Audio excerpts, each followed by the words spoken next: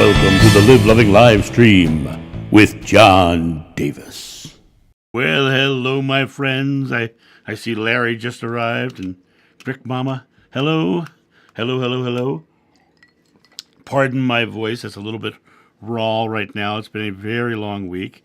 I'm really excited to be here with you guys. I'm glad you like the music. The countdown music is actually, it's called Back Bay Lounge. It's by a royalty-free musician named Kevin MacLeod. He has a site called Incompetech, and I just like the sound, the casual sit in the cocktail lounge and hang out while the shows get ready to start.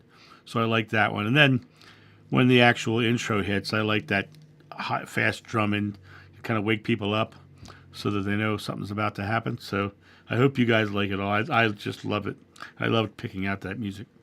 Tyler, I saw you said something about the new channel. Let me see where was that.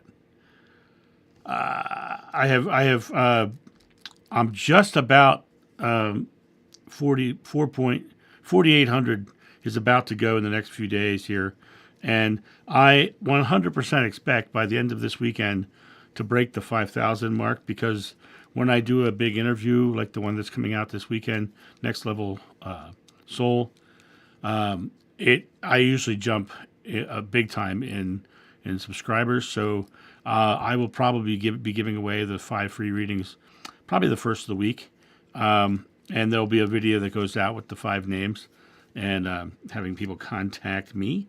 The new channel is specifically designed for longer form entertainment, mainly because Alex from Next Level Soul, when I talked to him, he suggested that I keep my John of New channel with shorter videos and put the longer ones over there, because he said the audience on your channel here is used to the shorter videos, and you'll get more views on the longer videos. But he also suggested that I use the shorts feature. And let me say, if any of you out there are YouTubers at all, Marcy, as of right now, the number one thing that is pushing new subscribers on my channels are the shorts features. They have surpassed videos. They've surpassed everything else. So the shorts are really giving me a lot of exposure. And on the new channel, I had one short that did over 1,500 views in a night. So the shorts feature is really helpful. So what I did this week was I put out the Jeshua's Healing Method video. I hope some of you guys saw that. And then what I did was I made several shorts from that are going to drip out the next few days to push people back to that. So anyway, I just wanted to give you guys the heads up on that. Let me just jump back down here and see. Shorts are addictive, though. They absolutely are addictive. I have the same problem as well, Tyler. I'm chewing ice now. In high school, we used to say chewing ice meant something. YouTube does monetize shorts, but you don't make a lot of money off of shorts. The greatest thing about shorts is quite literally exposure. My shorts get many more views than my videos do. So it really is a great new tool for getting new subscribers. My fast just started 2 days ago, and it's going great. Always does. I always feel so light. Now, when I start my fast, I do a week of 0 carbohydrates, so that, because the biggest issue people have when they start a fast is the sugar crash. And so by shifting into 0 carbohydrates, I weaned myself off of that. So my first week of the fast is usually very good. I transition very easily into it. And then my voice is fried because this week has been a long week of sessions. Marcy heard me talking about it on our Wednesday group. I was already getting worn out because I had done so much that week. Plus, this was also the week of creating new videos and jumping up a new channel. And I have a friend of mine who's going through a big personal experience right now, personal drama right now that I'm kind of coaching him through as well. So there's just a lot going on. My camera may kick out here in just a second because it says temporary cool. But if you can still hear me, I will be right back. I promise. I promise. I promise. I promise. If you can still hear me, please say something in the chat box, and I will come right back on, hopefully. So let's see what happens. So my camera is a little bit overheating right now, so I may have to end up shifting over to a different camera. Let me keep talking. I'm going to create a different camera here real quick because I may have to, I don't have another one set up. Oh, I could do that maybe. Yeah. Let's try to see how this goes. If it goes out, I'll shift us over to my my regular camera on my computer over here. That way I have the ability to check that out. So anyway, I'm back. So yeah, hold on one second.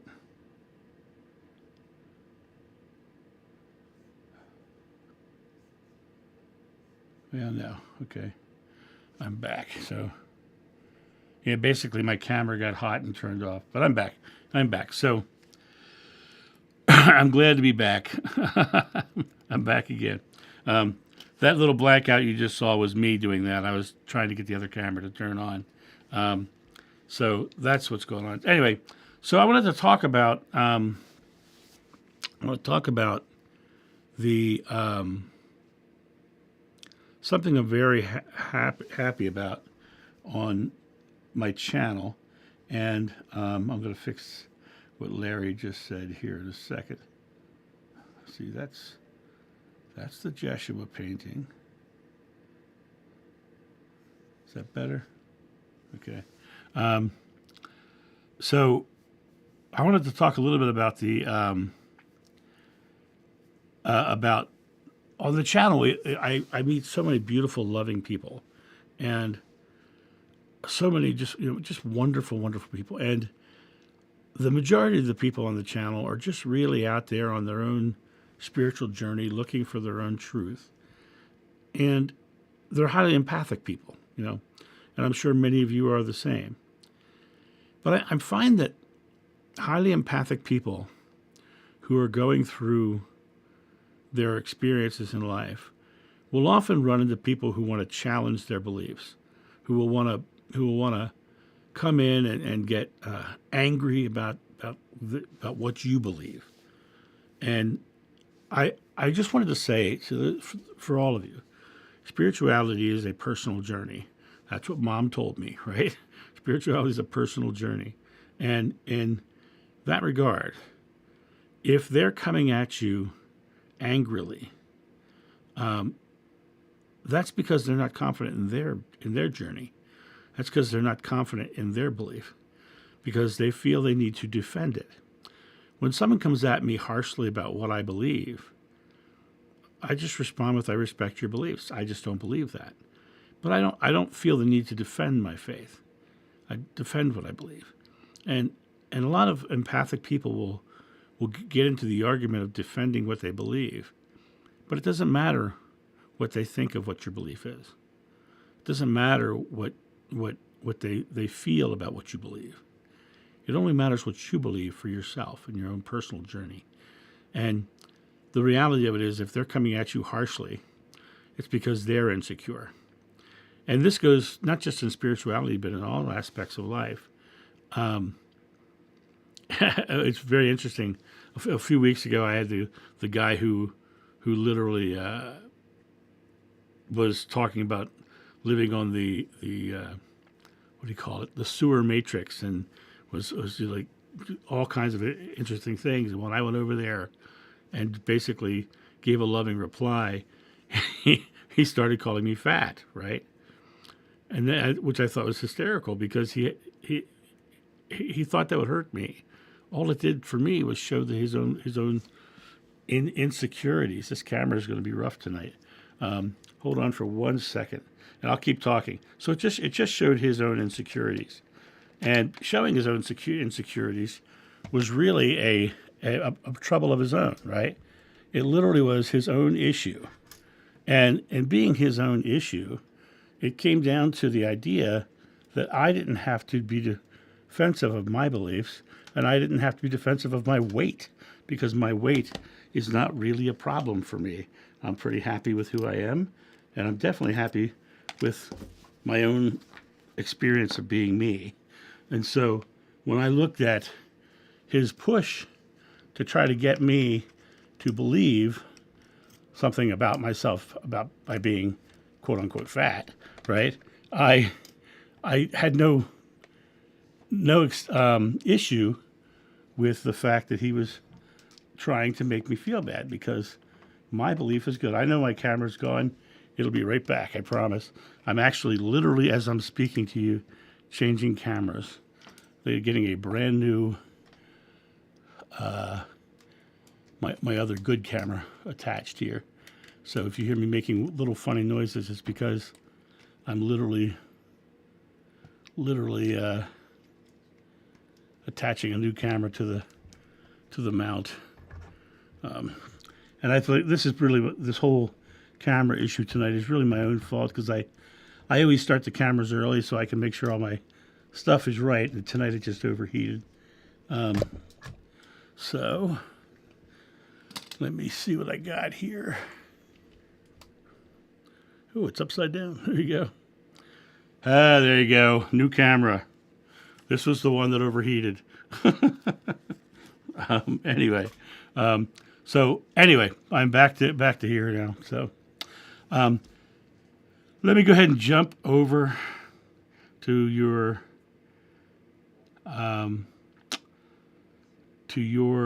questions over here. Okay. Can you see, Chitra? You asked how to stay in a meditative mode without distracting thoughts. That's a great question, Chitra. The question really is comes back to the idea of training your mind to stay in that space. The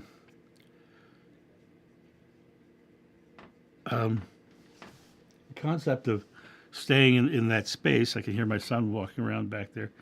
The staying in that space is literally about training the mind. And people who become very good meditators are the ones who continually practice until the quiet times last longer. And it really comes down to you literally continuing to do it until the quiet times last longer. When I meditate, and when I sit in love, I sit in there for about 40 minutes each time, and I do that twice a day. And so the idea of being able to do it is literally just repetitiveness. It's just keep doing it until the quiet times last longer. And I think if you get into too many methods and modalities, you'll get too focused on the method and the modality. And it's just a matter, for me, it's just a matter of exhale, feel that feeling. And then when a thought pops up, exhale again and go back to feeling that feeling. Go back to that space of that joyful expression. And the more you do it, the longer the quiet times will last in between, if that makes any sense to you guys.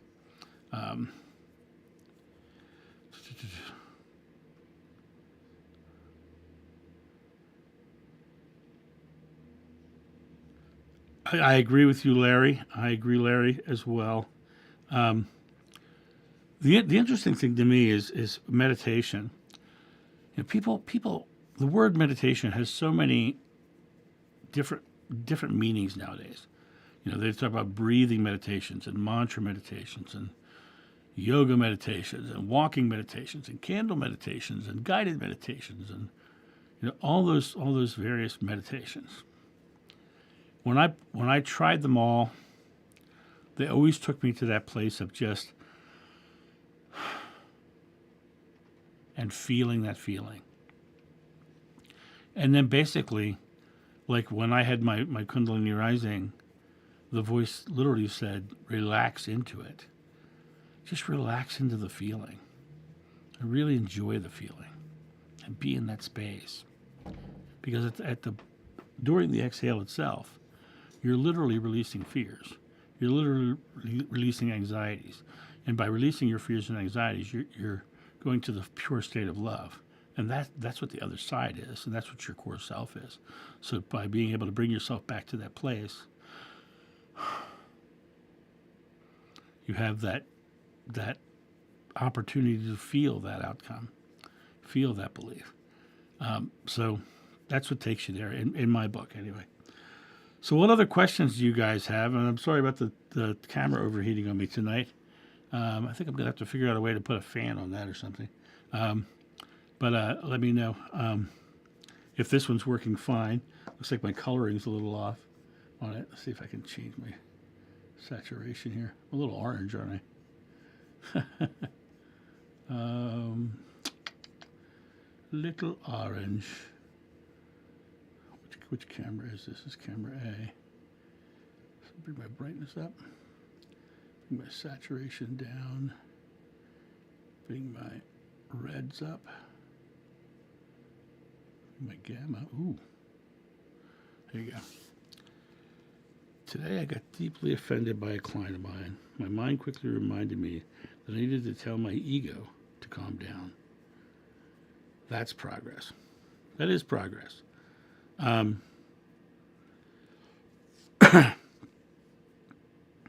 But I just, because I'm a semantic guy, I just want to remind you guys that the word ego simply means self-awareness.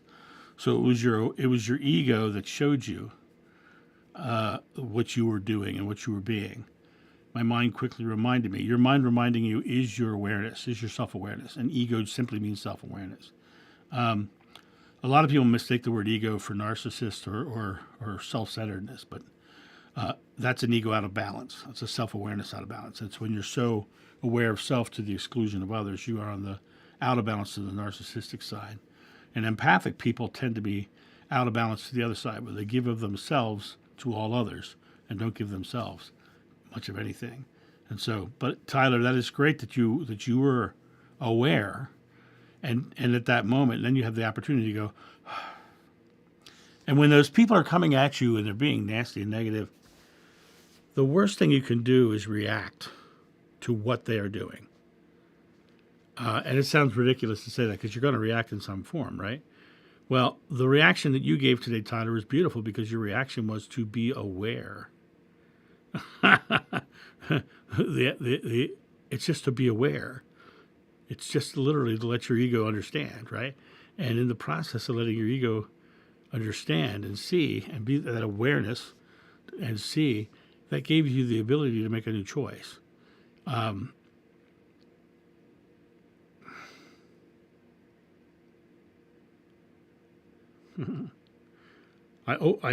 I saying your name correctly, Chitra? I hope so. But I just think that's beautiful, Tyler, that you did that, because it literally does come down to that moment of being aware. And if you can stay in that moment of awareness, then you can change any moment of your life towards a positive direction. Hello there, Hybrid 8. Good to see you. Welcome to the live stream.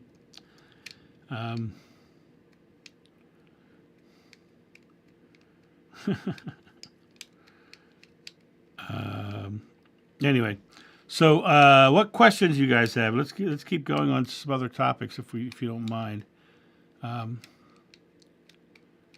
But yeah, and Tyler, what you said to Chitra earlier about meditation, I believe it's you and I were saying the exact same thing. As empaths, we need to realize that. Take a deep breath and practice self-care. Well, let me jump back up. Hang on, Becky. I'll go up to see if I can find it.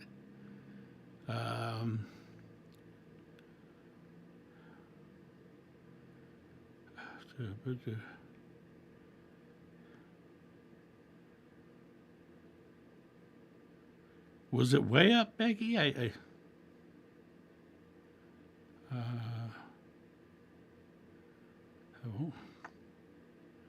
Actually, I do not see it.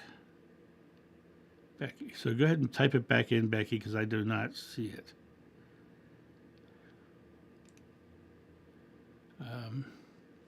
There you go. Oh, good. I'm glad. Hello there, Healing Heart Rosie. Good to see you. I'm glad you're here. Glad you made it. So yeah. Anyway, the reason I was talking about people not having to defend their faith is because people, when someone comes at you harshly about your own personal spiritual journey, your own personal faith, we tend to want to defend ourselves, and the need to defend your belief means that you're basically arguing for it. And if you truly believe it and it's your faith, there's no need to convince anybody else what they're supposed to believe, arguing for it.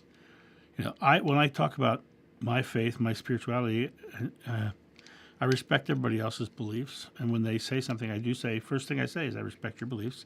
I don't agree. I don't get myself emotionally invested, because the emotional investing is the reaction. And, I talk about being an action hero or a reaction zero. An action hero does what Tyler did and is aware of the experience and goes, I'm not going to get into their space. And empathic people, one of the things I talked about the other day was in one of the How to Live a Joyful Life as an Empath on my other channel. It was that's theirs, not mine. So I look at people who are angry and I'm like, they're mad. I'm not. And I am not mad. I am creating. I am joyful. I am peaceful. I am loving. And by staying in that space rather than being in the I am going to have to defend myself. Donna Davison's here. Hello, Donna Davison. Welcome, welcome, welcome. Could you talk more about the importance of living and loving in the present, the now? Well, absolutely, because I love this topic, because now is the only moment you have. And people say, I'm not living in the present. Well, let me describe what that means, not living in the present. Many people sit in this moment and they think of themselves as a victim of all the things that have happened in their life. And thinking of themselves as a victim of what's happened in their life, they're literally declaring that this moment sucks, right? And so they're taking this moment and they're focused on the past. Or they're in this moment and they're focused on what they have to achieve, but in the idea of, I have to get there, I have to do this, they're so far forward in their thoughts that they're in the future and not in the present. But the present is the only moment that you have thought, word, and deed. It's the only moment that you are consciously active.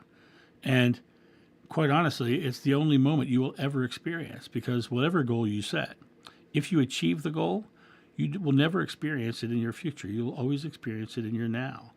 And so by staying here in the present, what I mean is just get very conscious about what you believe about your present moment. And a lot of times for me, I just like to sit and go, okay, what do I have in my life? What am I grateful for? And I go, what things are going great in my life? What things would I like to change about my life? And then I find the things that I'd like to change about my life, and I go, I am creating this now. And I literally get very simple and blatant about, I am no longer doing that. I am now doing this. And when the law of attraction is a very interesting thing, because people talk about the law of attraction. Really, what all of those quote unquote spiritual laws and all that stuff is just creation. It literally is just creation. And you can create health. You can, then you have the subtopic of healing, right? You can create health. You can create wealth. You can create romance. You can create all these things into your life. But it's a matter of you in the present moment, getting very present and declaring them into your life and believing they're coming into your life and creating them into your life. And to get very present is literally when you go and you exhale, you're literally shutting off the subconscious belief that's making you fearful, right? Because all the subconscious belief is telling you that something bad is going to happen ahead of you. So by literally taking that breath and relaxing and getting into that space of realizing that right here, right now, everything's fine, everything's good. And by staying in that kind of space, what happens is you start to create. You start to create from the creator perspective.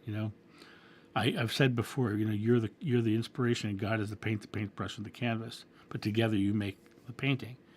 But it literally comes down to you in the space of the present. It's the only moment you get to create. Thank you, Larry. That's so very helpful. So very, very helpful. In this moment, this space it allows you to say, I am joyfully creating something different. But if I sit here in this moment and I stay in the past, I'm saying I'm a victim of this, and that really was terrible, and all my life is this, and I'm mad at them for that. All those things are just moments of just anchors that hold you back from creating the moment that you want to live. And the Bible says you must be born again, which means set down your past. It also says think not upon tomorrow, think about today, right? Let tomorrow take care of itself, right? It also says you must become as a child to enter the kingdom of heaven. And that becoming a child is setting down the past, because children have no past, right? So it's like literally setting down your past, setting down your subconscious mind, and going back to this bright future ahead of you that you have no belief about, because you have no past to base a belief around it. So it really comes down to you coming back to that space of being very present. Here's your past, here's your future, here's your present, right here, in this very moment. This is how you get there. Just think about that when you find yourself so stressed about something, and you realize all that stress is coming from past experience or something somebody said to you in the past. Tyler, the exhale does fix so many issues. I had a friend of mine who was going through a very big, stressful experience with his family. And about a year or two ago, he had a nervous breakdown and was really, really struggling. Then he had a heart attack, which made it even worse, right? And I've been kind of helping him through his experience. And he called me up the other day out of the blue, and he says, John, I was in my head, and I was starting to get heart palpitations, and I was literally getting really stressed and having an anxiety attack. And he says, I heard your voice say, just exhale. And I stopped, and and it all went away. He said, just like that, just by letting go of that air that was in my body, it all went away. Now, think about those moments in your life when you have anxiety, when you're stressed out. Your chest tightens. Your gut gets tight. That's because you're holding air in. When you breathe air, you breathe in the good. You exhale the toxins. You release the toxins with the exhale.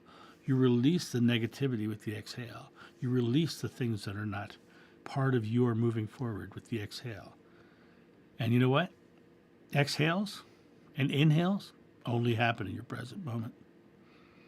And so take this moment and just use that as your anchor to the present. I am here now. And now I am creating this. And that's what happens. You change a lot. Drop your history. Exactly correct, Chitra. I completely agree with that. Let me jump back up and see what I missed. I understand Jeshua didn't claim to be the Son of God. There is scripture that alludes that he was.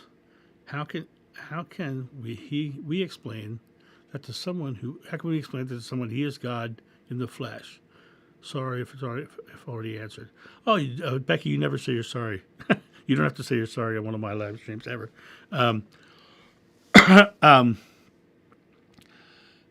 It's not your journey; it's theirs. You can't save the world, and you shouldn't be trying to change their beliefs. What you should be doing is making your world and your life so bright and so attractive that they go, why does my life suck and hers great? Is hers great, right? And then that opens them up to coming to a conversation and asking, well, how come you're so happy all the time? And you could say, well, I understand that, God and I are one, and God is love. So being one with love is wonderful. It's a wonderful life, and I get to experience it, and and I learned that from the teachings of Jeshua, and Buddha, and Krishna, and Muhammad, and that love and that expression of kindness, as the Dalai Lama would say, my religion is simple, my religion is kindness. I live a life that is loving, joyful, and kind, and you're living a life afraid of God and afraid of hell and afraid of damnation and based in fear. And so I am living joyfully and you're living in fear. And they won't like that answer, but if they ask you the question, you have the right to answer their question. But I would also add, and I respect your beliefs. That's your journey, because each one of us must come to our own. And Becky, I hope that answers the question. I get people all the time, and I love when they come to me and they say, I'm a Christian, this is what I believe, but I'm interested to hear what you have to say about this. I love those questions. I love those questions, because it shows me, number one, that they're open. They're not so shut down by their religious beliefs that they're not open to hear somebody else's perspective, right? My mother was beautiful. She had, not only was she beautiful, she was right there. She head of liturgical doctrine in our church, had her master's degree in liturgy. Her life was the church, completely open to everything I said, everything I say. And that to me just shows that God cannot be encompassed by one religion. God is too big and too simple to be encompassed by one religion. And I say that specifically. Too big because it's everything, including all those religions, and too simple because all the religions really are rules and laws wrapped around to make it more complex. And God is love. And if you put love into something, you get love in return. You put fear into something, you get fear in return. But God is the loving aspect, and fear always can be broken down to the fear of not being loved in some form. So we jump down to your questions. Inhale, exhale, got me through tomatoes. Oh, you had tomatoes last weekend. Now, for you guys who don't know what tomatoes means, Donna, can I share this story? Is that okay? You let me know before I go ahead and share the story.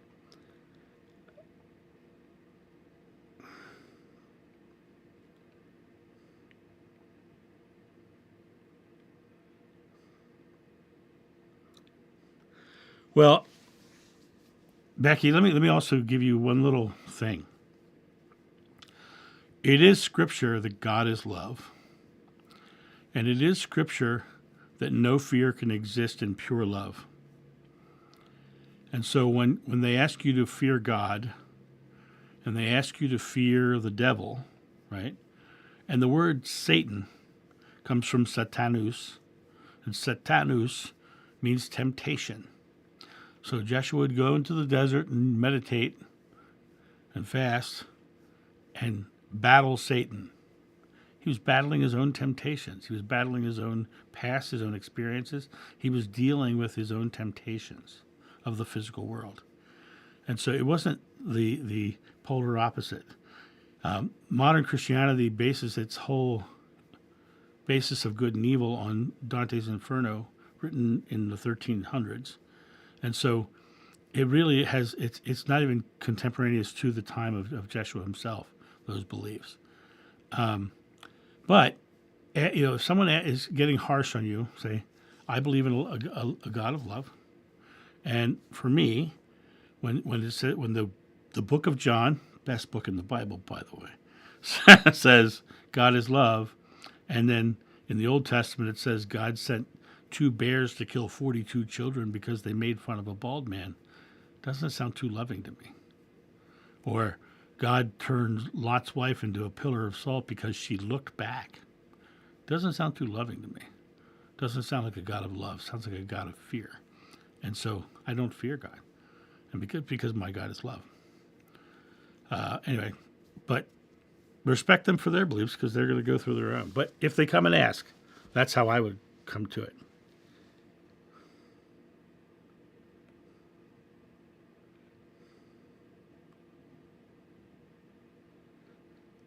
And let me also say, Becky, going back to your answer there, you have to ask yourself which scripture.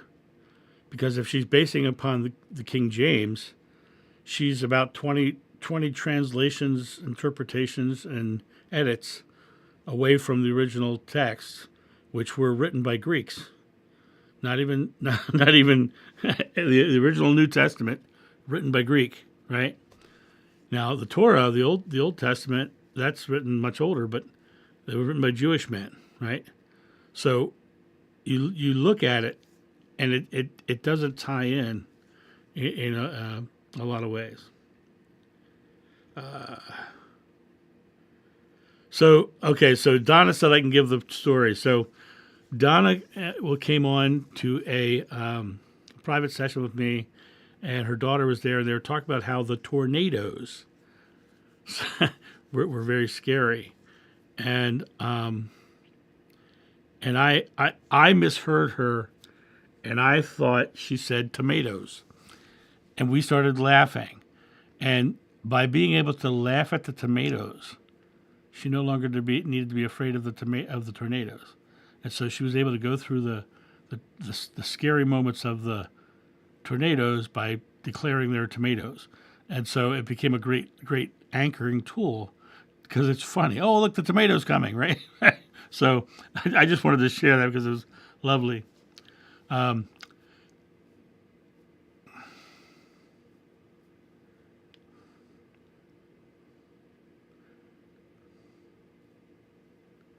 think the reason why the church is in decline is because the average person is figuring out there's parts that just don't make sense instead of blindly accepting.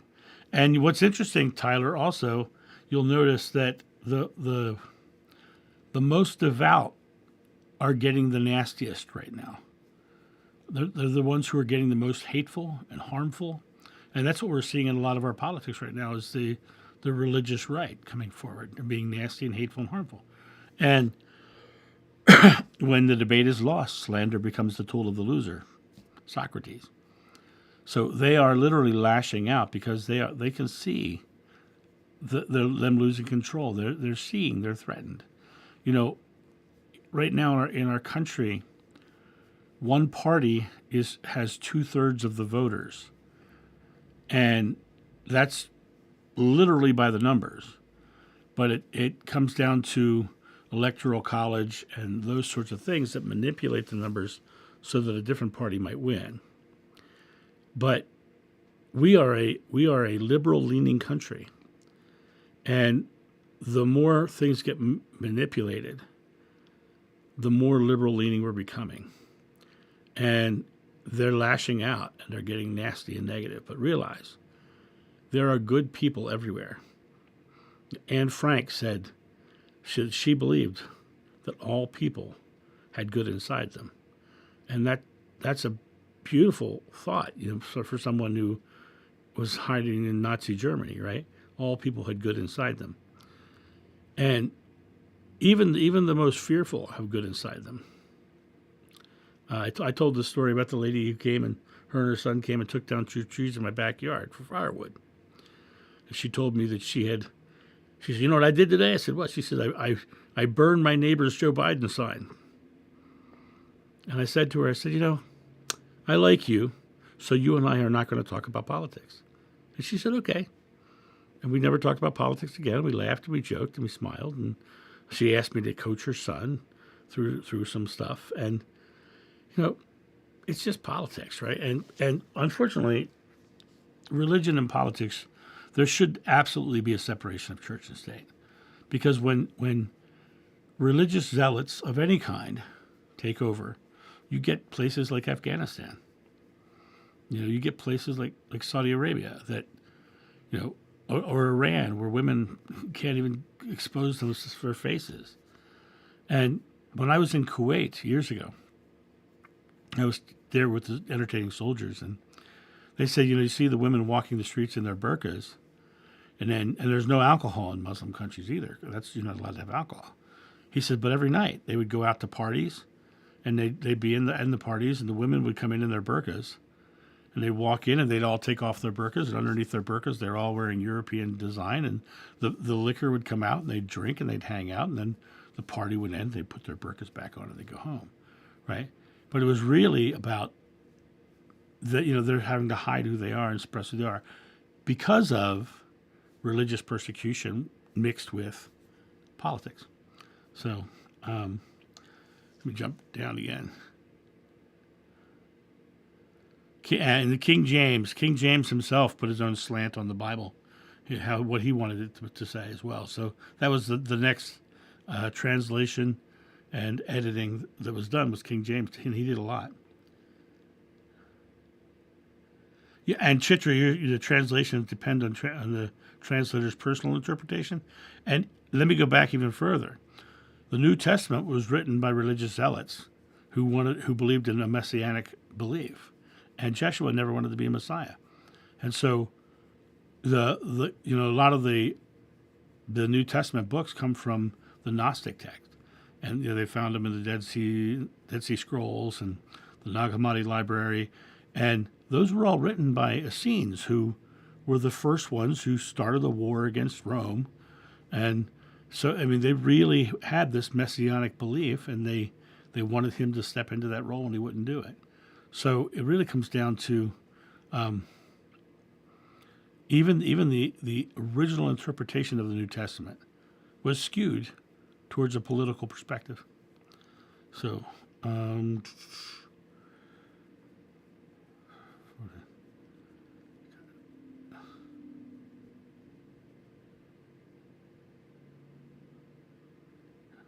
it has gotten sickening in Pult. I don't know what Pult is. Am I reading that? Maybe P-O-L-T? Politics. There you go. There you go. No, true. Doesn't the word Messiah mean messenger? The word Messiah means savior, and the messenger is the savior coming from God to save. And the word Christ means the anointed one, also the savior, the anointed one who's coming to save the people. So Messiah itself is a very interesting word, because you can find massive interpretations. It's like the word namaste. You can find some people who say it's just simply a greeting. You'll find some people that say it means I bow to you. You'll find some people who believe it means the divine in me recognizes the divine in you. There's many different interpretations. My favorite is the divine in me recognizes the divine in you. That's my favorite of all of them, because it's saying that you're divine and I'm divine, and we're as one, we are divine. So to me, that's the most apropos one. But in Chitra, you may tell me the namaste in modern India is that just a hello, or is there a greater meaning that you take from it? I would love to hear your point of view on that.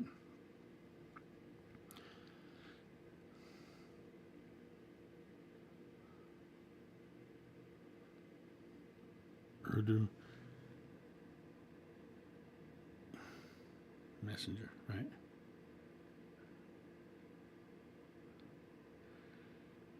I understand that you take your beliefs about hell with you. And Joe, that's an interesting thing. People who believe in a hell oftentimes believe that they've been bad people while they're here, and when they have a near-death experience, they experience a hell, and they come back and they say, "I experienced hell," right? But others see Jeshua, others see Shiva, others see Buddha, others see their Aunt Tilly, right? When we pass from this world, we transition through our belief. And all those beliefs get stripped away as we get closer and closer to the other side. And that, to me, is the beautiful part of all of this, is the idea of stripping away the belief and coming back to that pure essence of just love. So that's beautiful, Chitra. Thank you for namaste is the recognition of the divinity of the person we are greeting. I love that. I love that, Chitra. Thank you. Does it in any way recognize the fact that you're divine as well? Because that'd be a fascinating thing for me. Now, the Urdu Masiha, is that Indian? Is that Hindi? Um, okay. Okay. I'm assuming your answer right there is from my last question of the recognize the divinity in yourself as well. But I'd love to know about that Urdu Masiha. It's Urdu, yeah. The Messiah word is coming out of Hebrew, so I'm not sure what the translation is there. Do you watch the news? I've learned to really watch what I consume. I read the news. Keyword ready. I need to know for work. Tyler, I turn on the news and I limit myself to 5 to 10 minutes of news because the news is the same news all day long, repeated from different angles. If there's anything really important, I promise you, this little gadget in my pocket right here will absolutely 100% flash with something that's really important for me to know. Warning, whatever. So I just don't do that. Didn't see you come in. Yeah, and I think it's good that the less news you watch, the better. Well, Becky, you saw your mom and she sent you back. My experience when I crossed over, I crossed over in my regression, which was a biggie. And in that one, it was a very different experience because I was literally just one with everything and one with Jeshua. And because the regressionist asked, are you with him or are you him? And I said, I'm within him. And I thought that was really interesting. But when I was doing astral travel work, I bypassed one time and ended up standing in that pure white expanse. And I called it the expanse because it was like there's definitely distance, but you can see no beginning or end. The alpha omega, there is no beginning and end, but there is depth to it. And this man was looking at me and he smiled and he says, "You're not supposed to be here yet." And he turned and these two women walked over and literally tickled my consciousness back into my body. And I woke up with a smile and a laugh. And then I was like, whoa, what the hell was that? It was pretty crazy. I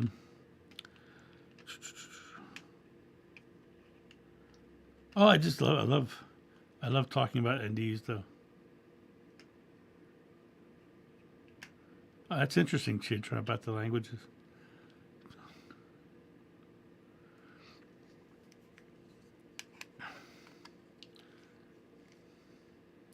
And actually, to add to Tyler's comment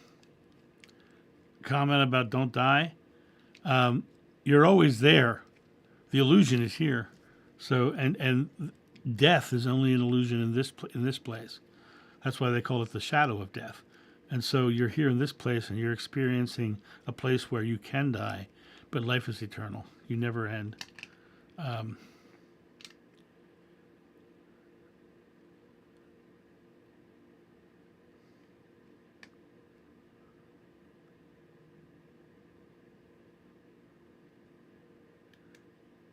So let me tell you about when my mom died. My mom, the devout Catholic, has come back multiple times through a medium. For my sister, who wasn't a big believer in any of that, and my sister had a hard time getting messages from my mom directly through the medium. And so when I went, my mom came through again and was talking directly to me. And in talking directly to me, she answered my sister's question. She said, it was like I was there and then I was here. There was no pain, no suffering, and I was just here. And my sister's biggest fear was my mom died alone in Florida. My sister somehow had this story in her head that mom was suffering and in pain and lying on the floor and my mom basically told her, no, it wasn't like that at all. It was like I was there and then I was here. And it was that simple and that easy. And that was my experience with getting out of body too. It was like I was there and then I was here.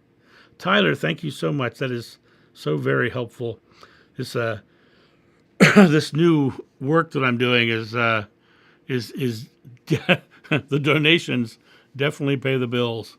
And I told you guys a while ago my Jeep broke down. I just finally got my Jeep back yesterday $3,800 less, but I got it. So, but it was it's all very helpful. Helps me keep the roof over my head and the food on my table and my kid in college. So there you go.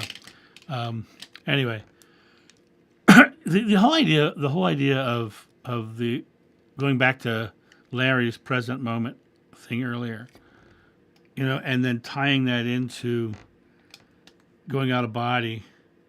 My Jeep is orange, and specifically, it's the color known as Mango Tango. Thank you very much. It's not that bright orange Jeep color you see. It literally is like a caramely orange. It's really a beautiful color. I love it. And I don't know if I can show you a picture of it or not. I'm sure I have one somewhere. Let me while I'm talking, I'll see if I can find a good shot of it to show you guys. Go back up the top here. I used to have a red Jeep to a Chitra. I in my life, because I grew up at the beach, I've had 4 or 5 different Jeeps, but my latest one is looking very action hero-y. And actually, my license plate actually says Action Hero on it. So, hey, I'll show you a very interesting picture though. Hold on, see if I can show you this one. This is me in Afghanistan in 2005 on a base where I was entertaining soldiers. This base is called Rocket City because at nighttime we were getting attacked by, the base was attacked by rockets from the Hindu Kush Mountains nearby. And so we were performing. That's me with the pumpkin colored shirt there, the big bald head.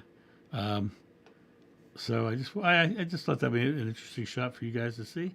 But Chitra, just to let you see it, here's my Jeep. And you look at that license plate, says Action Hero right on it. That is my Jeep on the beach in Rehoboth Beach, Delaware. So yeah, that's my baby. Anyway, back to the questions at hand. Grab from me. Oh no, the car trouble's fine. Oh, nice.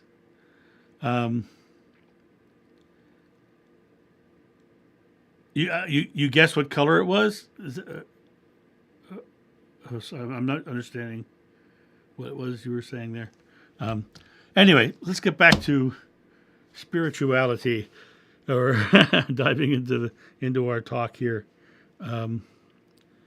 Yogananda spoke about such an ancient spiritual master simply called Babaji. Yeah.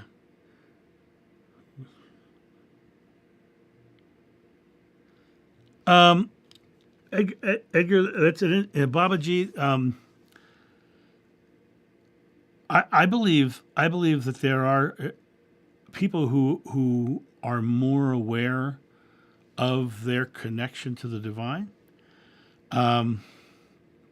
And I have been very fortunate in my life to have experiences with people who knew more about what was going on than I did, just kind of showed up and started teaching me.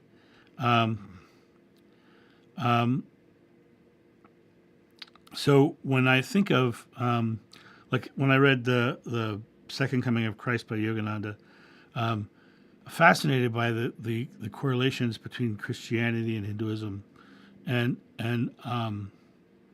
so as far as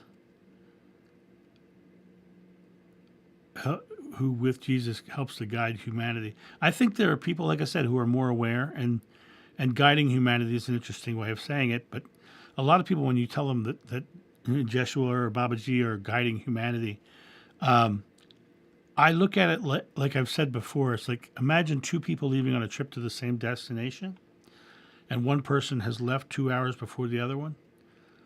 Is the person who left early better than the person who hasn't left yet? No, they just have more information. And they have a responsibility, if they so choose, to let people know the pitfalls and challenges and the best route to get to where they are. And so that's what I believe people like Jeshua and Babaji and Buddha and Krishna and Muhammad, and I believe they were all showing a way. I am the way, the truth, and the life, right? They were living it as example and basically showing us the way. So when I look at the thing is I see the challenge in this, because people will look at these people who are showing us the way, and rather than living the way, the truth, and the life, they are putting them on pedestals and saying, I have to follow them. And that to me gets to be dangerous because of the fact that they're denying their divinity. They're denying, Joshua said, I'm the Son of Man. And then he also said, ye are gods. He also said, you are the children of God, right? And if they called him the Son of God and we are the children of God, the only difference between those two statements are one of them declared it and the others did not.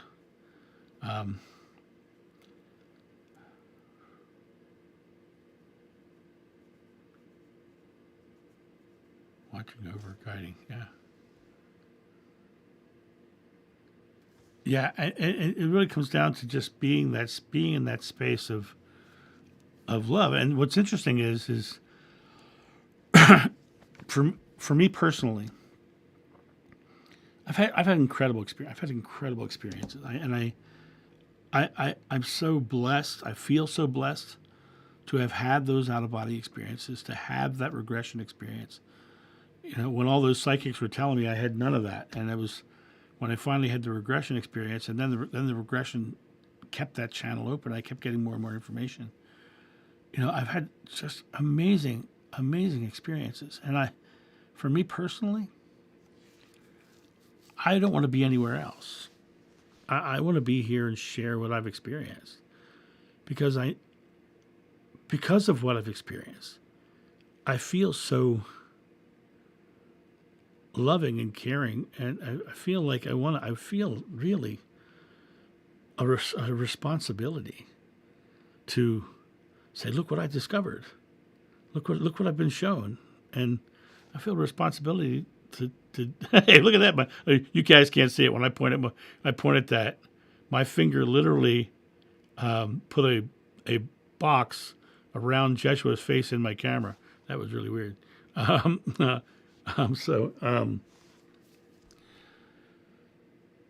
But for me, it's all about. I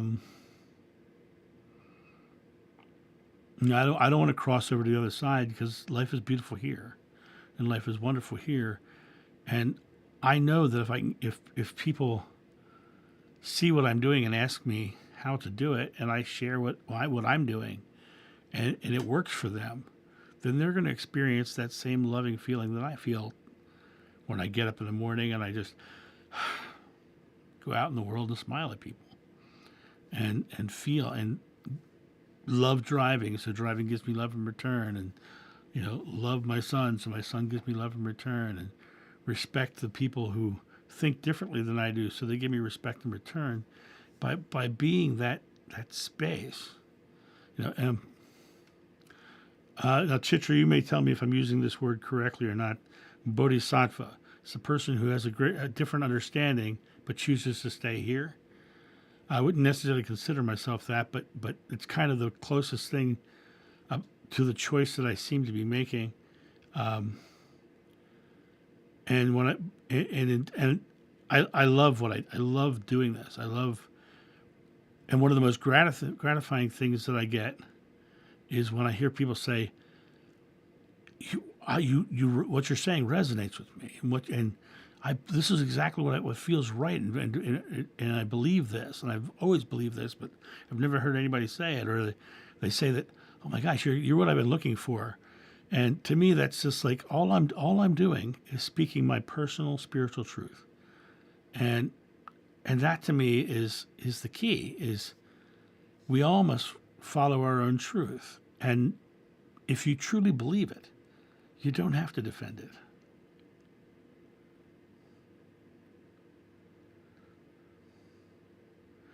Well, thank you for that, Chitra. I've been. By the way, my favorite video on YouTube, if you're ever interested, Bodhisattva on Metro. My favorite video on YouTube, Bodhisattva on Metro. It's an old video, but I just simply love it. And there's not a word spoken in the entire video. Well, there might be something on a loudspeaker, but other than that, are those who help by their spiritual service to others. And that's what I feel. I feel like I am being a way, a truth, and a life for people to at least say, oh, that's a possibility. And, you know, I am a highly empathic person, and I love myself enough to say no. And no, it's a complete sentence. But I also love myself enough to go, I can see the good in these people and how I can show them something that might literally change their experience.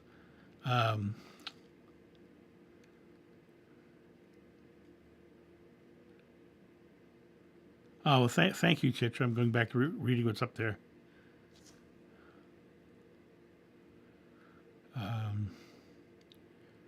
It's amazing that Yeshua's statement, ye are gods. All that I have done you shall do. Survive the Nicene Council and the Catholic Church. You know what else is funny? Surprising, survive the Nicene Council, Jeff? Who do they say that I am? Some say you're Elijah or some prophet returned. No, I tell you, he has come already and you have shunned him, referring to John the Baptist. The Bible has reincarnation in it. Surprised that made it through. And Chitra, as far as the community on the channels and everything, it is the most beautiful thing in my life is the community, you guys. I just love it all.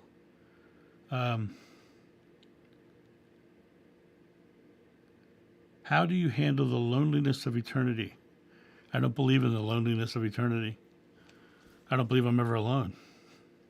I believe I'm one with God, and God is one. And you know, we are the Sitat-Ki. We are the individual sparks of consciousness within the one God. So I do not believe in a loneliness of eternity.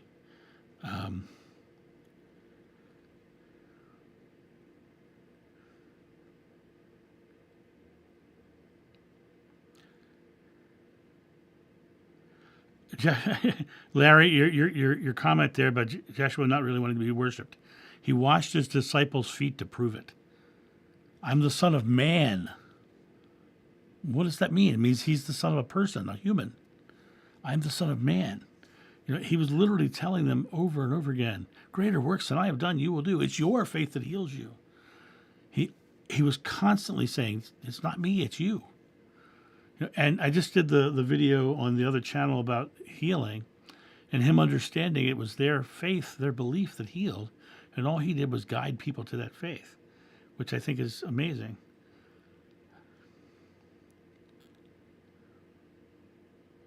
Oh, thank you, Chitra. Thank you.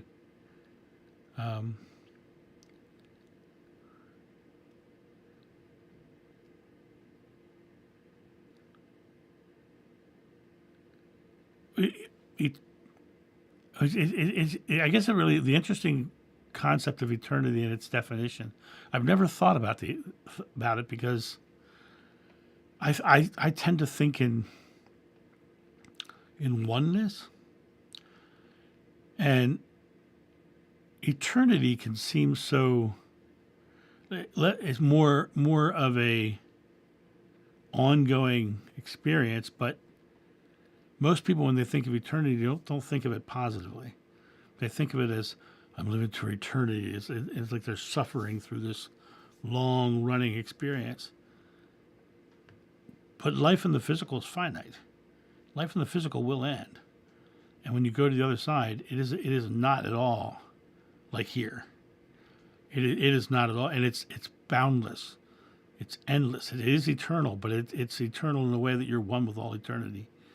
And you're experiencing a love that you'll never be able to put into words here, because there are no words in the human language that touch what it is. You get glimpses of it, but you never get the whole picture until you cross over.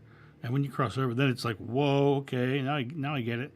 And here's another thing is, you know, I'm very much a proponent of exhaling and letting yourself breathe and putting that feeling out there. When you get into a deep meditation, there's a moment that's known as the observer moment, where you're deep in meditation and you're literally watching your body breathe on its own. And there's a couple things you notice in that moment. Number one, your body breathes on its own. How weird is that, right? That's number one. Number two, when your body is breathing on its own, it breathes without effort. It's not a struggle. It's not shallow. It's completely natural in and out. I remember when I was when I was camping in northern Ohio during the medieval fair I used to do up there. We used to stay in this campground, and I used to go down into this ravine near the campground, and there was this beautiful river that ran down there, and the shoreline was flat shale rock. It looked like somebody had built a deck out of shale. It was so beautiful. And I used to go down there every day and sit and sit and love down there, and blue herons would fly over, and deer would walk by, and I'd have this just beautiful, beautiful experience.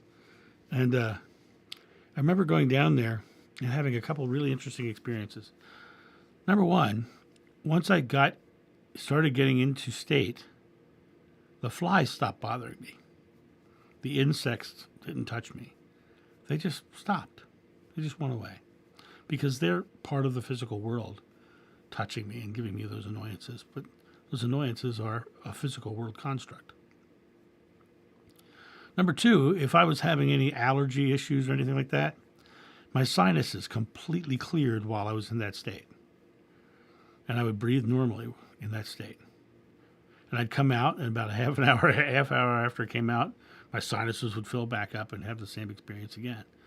But it really comes down to realizing that the physical world experiences are just physical world experiences. But you are so much more than the physical world experience. You are so much greater than the physical world experience.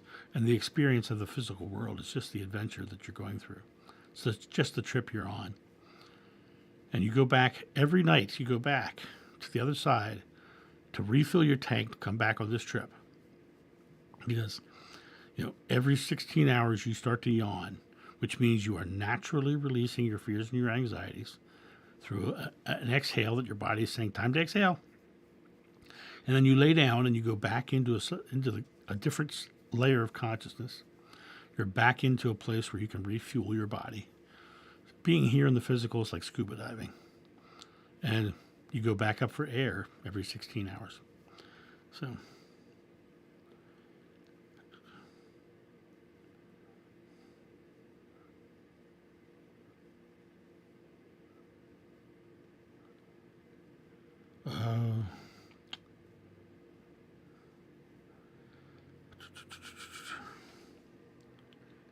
we're used to time as linear, but is not time timeless? Is not time a timeless holy moment on the other side? In the physical world, we experience what linear time. We have a past, we have a future. But in reality, you never experience the past or the future in the present. And once this present moment has created a past moment, it's now behind you as subconscious belief and subconscious experience. Your future is just a place where you're setting goals for your next present moment, but you never experience anything in your future.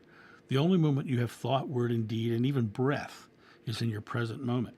And in this present moment experience, time and experiences are coming through you.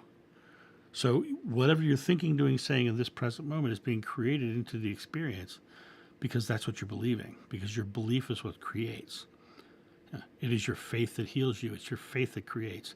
When you pray, believe you shall receive, and you shall, right? So getting very conscious and present in this moment and understanding that you are in a giant Etch-a-Sketch and you're really good at it or you're really bad at it. And whether you're good or bad is your choice. It's a matter of you going, okay, I'm going to be able to spin these knobs and create the Mona Lisa like Elf did. Will Ferrell did an Elf, right? But good night, Larry. You leaving us?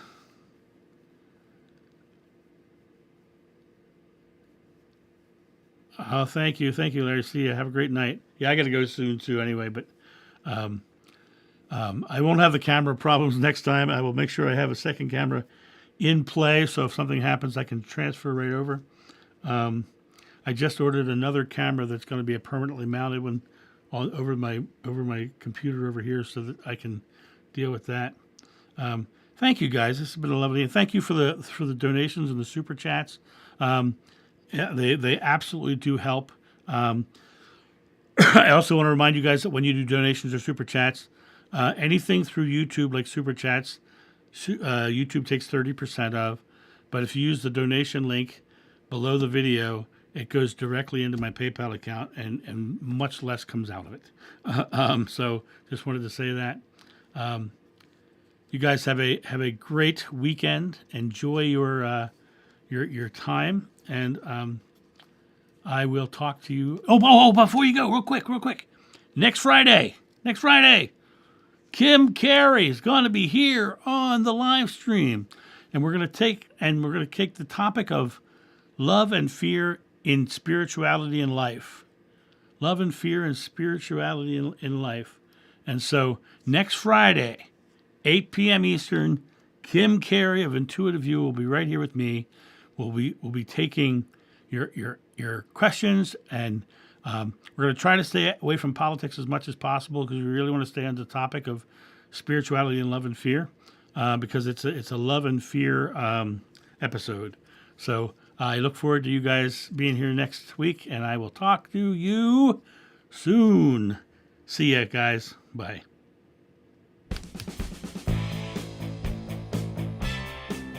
Thank you for joining us at the Live Loving live stream. Don't forget to like, subscribe, share, and visit us at johnofnew.com.